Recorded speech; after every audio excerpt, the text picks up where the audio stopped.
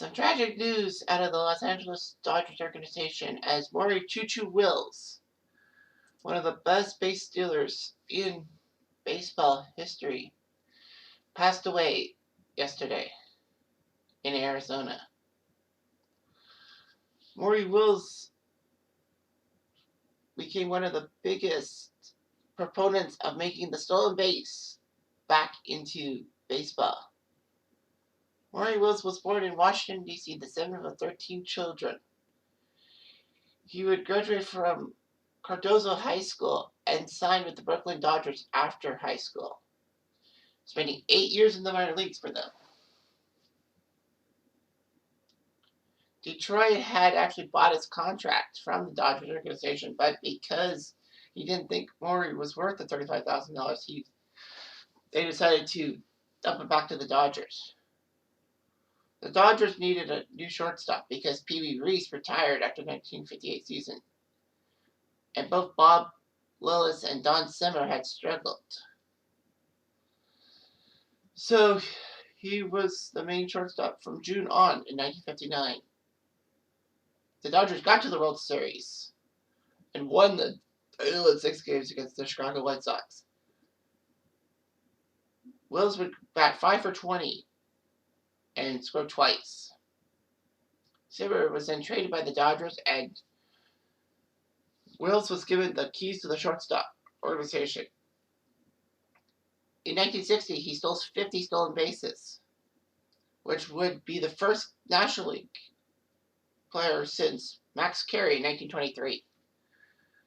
But in 1962, he did much better. He would hit a new all-time high in stolen bases. He put up 104 stolen bases in 1962, which would set the old modern era record set by Ty Cobb in 1915, who had 96. In fact, he stole more bases than any other team. Second, the most by a team not named the Dodgers was Washington with 99. He would also prove worthy. He just went under 300 for the season, batting with 10 triples and 179 singles, leading the NL in those two categories.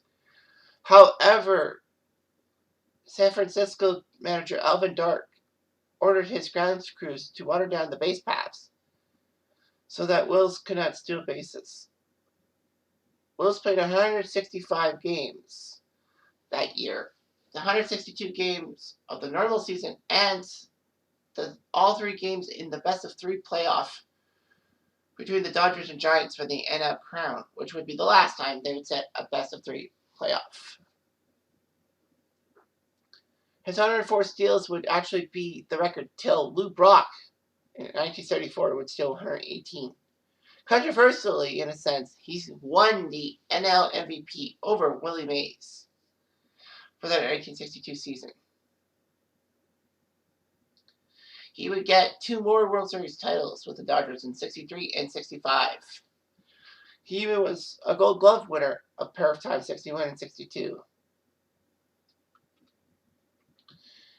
Wills would be traded in 1966 to the Pittsburgh Pirates for Bob Bailey and Gene Michael. He would play a couple of years with Pittsburgh, not getting as good in the stolen base department as you'd think. He was picked in the expansion draft by the Montreal Expos, so he was a Montreal Expo for a while. He was the first ever Montreal Expo to bat, as he was the leadoff hitter when Montreal played the Mets at Shea Stadium April 8, 1969. He went 3 for 6 with an RBI and a stolen base. He would only play 47 games with the Expos, getting 15 stolen bases with a .222 batting average. He didn't like it in Montreal and briefly retired. But the Expos did Maury a big solid by trading him in June of 69 to the Dodgers from alongside Manny Moda for Ron Fairley. And it worked out well for the Expos. Ron Fairley was a pretty good hitter, and the Dodgers got Moda and Wills back.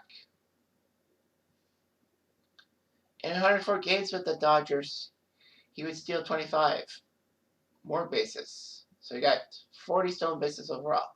Then he came back to the Dodgers and played a few more seasons.